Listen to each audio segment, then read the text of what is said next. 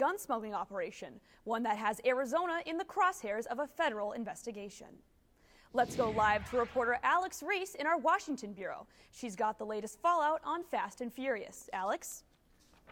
Well, tomorrow morning, Attorney General Eric Holder is expected to answer questions once again about Operation Fast and Furious.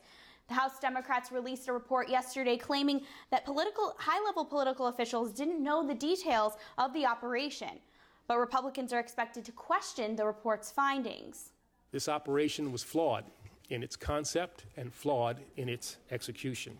Those were the words of Eric Holder when he testified before a Senate committee last November.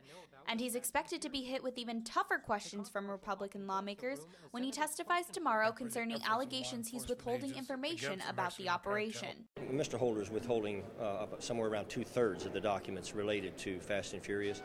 It was just yesterday that Democrats released an 89-page report detailing their findings from an investigation of Fast and Furious, the botched drug-running operation that allowed guns to go from Arizona into Mexico, with the goal being to connect the smuggling to drug cartels. But many of those guns disappeared. The Democrats say their year-long investigation showed no evidence Fast and Furious was conceived or directed by high-level political appointees at the Justice Department headquarters. But Arizona lawmaker Trent Franks, a Republican, says the Democrats are trying to deflect the blame from the Obama administration. And right now their strategy seems to be to point the finger in some other direction, some of the Arizona officials.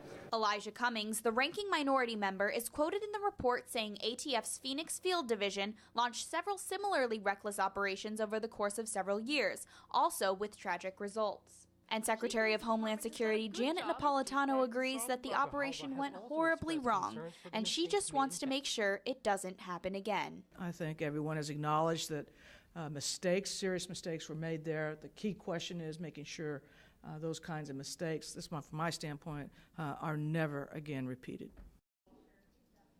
Senator Charles Grassley, the ranking Republican on the Senate Judiciary Committee, questioned Holder last November and is quoted as saying the idea that senior appointees have clean hands in these gun-walking scandals doesn't pass the laugh test. We will be at that hearing tomorrow, and we will be sure to bring you the latest. Live in Washington, D.C., Alex Reese, Cronkite News.